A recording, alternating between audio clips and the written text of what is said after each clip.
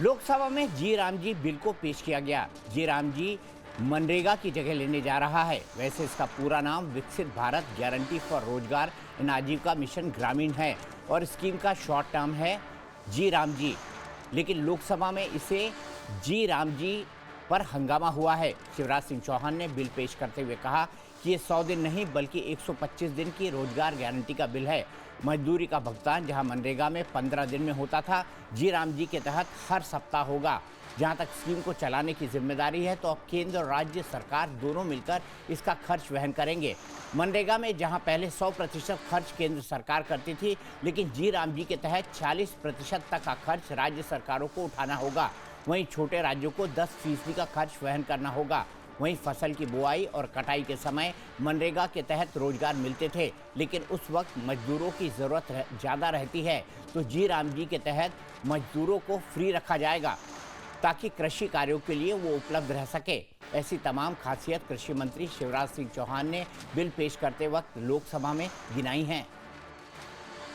कि मुझे विकसित भारत गारंटी फॉर रोजगार एंड आजीविका मिशन ग्रामीण भी जी राम जी विकसित भारत जी राम जी बिल 2025 को सभा में पूरा स्थापित करने की अनुमति दी जाए।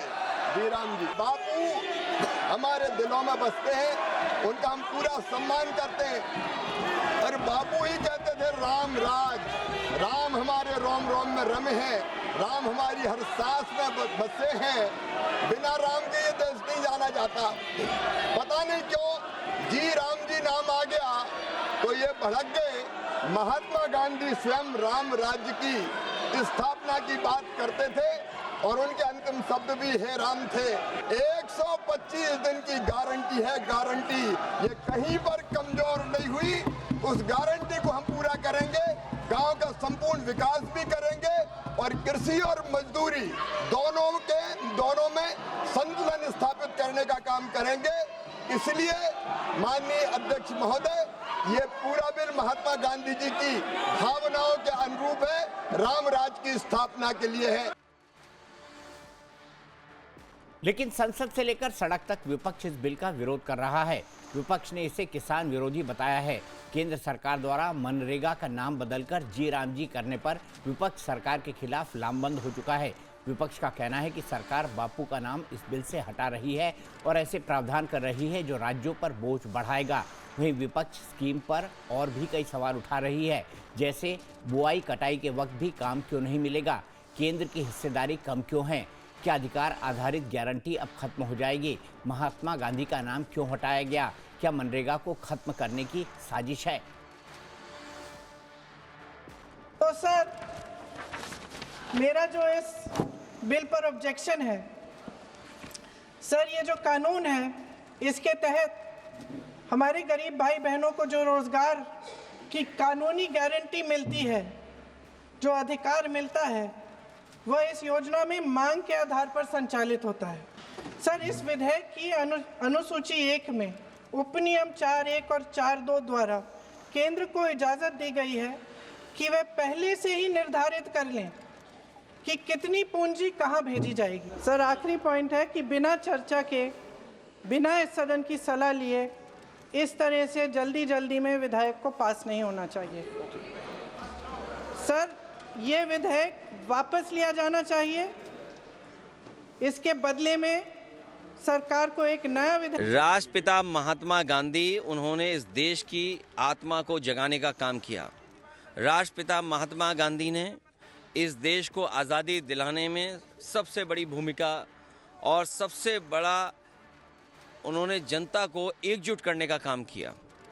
आज भारतीय जनता पार्टी के पास कांग्रेस समेत विपक्ष का आरोप है कि मनरेगा कानून की जगह जो जी राम जी बिल लाया गया है, उससे ग्रामीण वर्कर्स को काम का जो अधिकार मिलता है वो कमजोर होगा।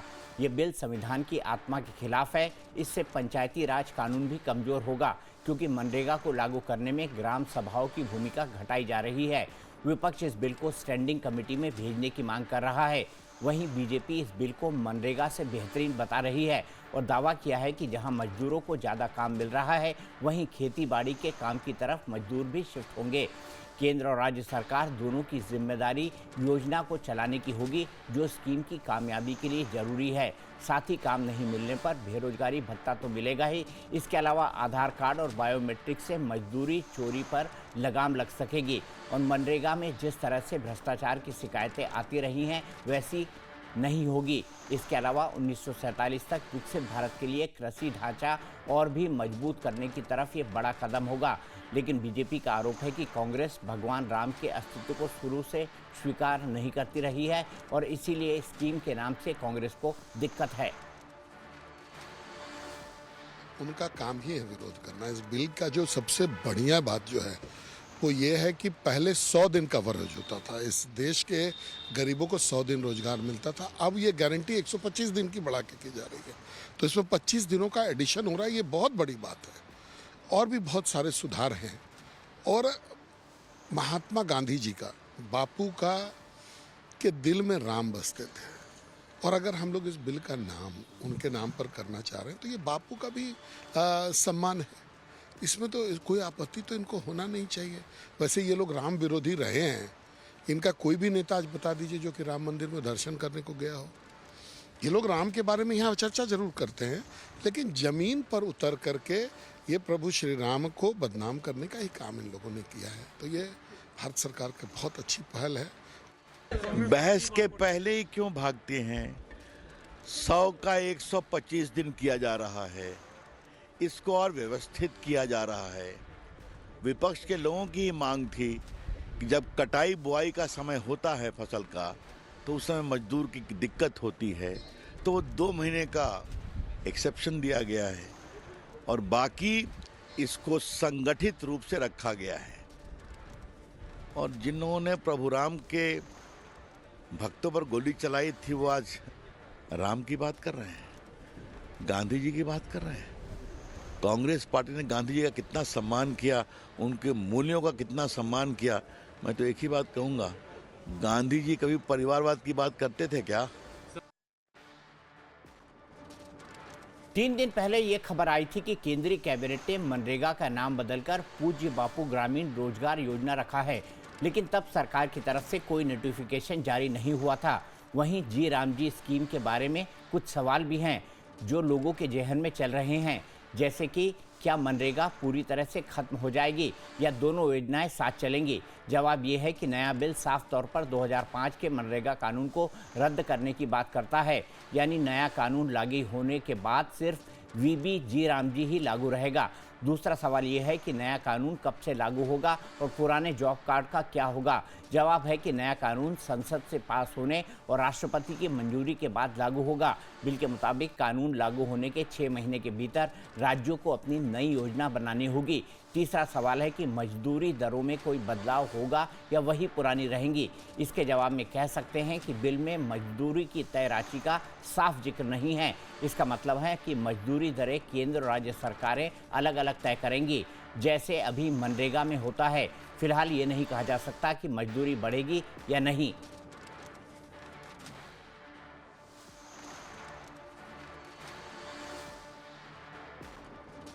इसी पर बात करने के लिए मेरे साथ 2 खास मेहमान जुड़े हुए हैं। मेरे साथ भारतीय जनता पार्टी के राष्ट्रीय प्रवक्ता धनंजय गिरि जी हैं और मेरे साथ कांग्रेस के राष्ट्रीय प्रवक्ता अबू शर्मा जी हैं। धनंजय गिरि जी, क्या मनरेगा पूरी तरह खत्म? अब नई योजना आ गई है जो ज्यादा प्रभावशाली है गरीबों के लिए, किसानों के लिए, मजदूरों के लिए। 100 दिन की जगह 125 दिन कर दिया गया है और इससे उनको ज्यादा सुविधा मिलेगी। भाई इंडी वालों को जो विरोध कर रहे हैं लोग, उनको भगवान राम के नाम से क्या परेशानी हो रही समझ में आ रहा है। आप इस अधिनियम पर देखेंगे तो 4 पॉइंट पर इसने फोकस किया है। पहले जल संबंधी काम, कोर ग्रुप बुनियादी ढांचा का निर्माण, तीसरा आजीविका संबंधी बुनियादी ढांचा का निर्माण, खराब मौसम में काम की कमी जो कम होती थी उसको ठीक करना। इसमें फंड को बढ़ा दिया गया है, प्रोडक्टिविटी को बढ़ाई जा रही है। लगातार योजना से के माध्यम से समाज के अंतिम पायदान पर खड़े हुए आदमी को स्ट्रेंथन किया गया है। महिलाओं की भागीदारी जो पहले 48% थी, अभी आप देखेंगे तो 56.74% हुई।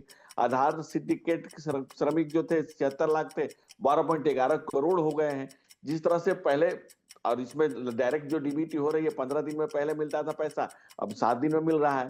मनरेगा स्कीम का जिस तरह से लगातार चल रही थी और जिस तरह से लीकेज थे, सारे को रोक करके एक नया आयाम दिया गया है, जिससे कि ज्यादा सुविधा हो, ज्यादा चीज हो, ज्यादा इसका इंफ्रास्ट्रक्चर का निर्माण हो। और वैसे भी तमाम जिस तरह से विकास के काम हमारी सरकार में किए गए हैं, जिस तरह से समाज के अंतिम पायदान को फोकस करके लोगों को लेकर के चली हमारी सरकार, और जिस ढंग से अगर आप डाटा देखें तो 3 गुना जितना यूपीए सरकार में मनरेगा की स्कीम को फंड, उसके 3 गुना, जहां 2 लाख करोड़ से लेकर 7 लाख करोड़, इस तरह से हम लोगों ने इस योजना को आगे ही बढ़ाया है। ठीक है। और इस योजना से जितने समाज के अंतिम पायदान पर खड़े हुए व्यक्ति को, मजदूरों को, किसानों को, उसको स्ट्रेंथन करने की कोशिश की गई है। महिलाओं की भागीदारी बढ़ाई गई है। ये सुनिश्चित किया गया है कि जो फसल के समय है, फसल का भी नुकसान न हो। उस 60 दिनों में इसको रोक करके, इस काम को बंद करके फसल को भी, सिंचाई को ठीक है। भी, इस कृषि को भी, सबको इसमें जिस तरह से स्ट्रक्चर किया जा रहा है, वो भारत के विकसित भारत 2047 के लिए नींव रखने का काम करेगा। और ठीक है। जिसमें जो जैसे आप पश्चिम बंगाल में देखें, 17 राज्यों में जीरो था जब जिसकी जांच हुई, तो तमाम तरह के लीकेज थे। उन सभी को दुरुस्त करके विकसित भारत के पैमाने पर भारत को लाने के लिए जी राम जी योजना को लागू किया गया है। और ये मजदूरों को स्ट्रेंथन करने का, और जब हम लोग ठीक है, अबू शर्मा जी से पूछ लेते हैं। अबू शर्मा जी, ये स्ट्रेंथन करने के लिए है, ये जो जो जो जो जो जो नई चीजें जोड़ी जानी चाहिए 20 साल के बाद, क्योंकि 2005 से स्कीम लॉन्च हुई थी, 2025 हो चुका है, 20 साल के बाद इसको परिवर्तित करने की योजना थी और सरकार कर रही है, इसमें दिक्कत क्या है आपको?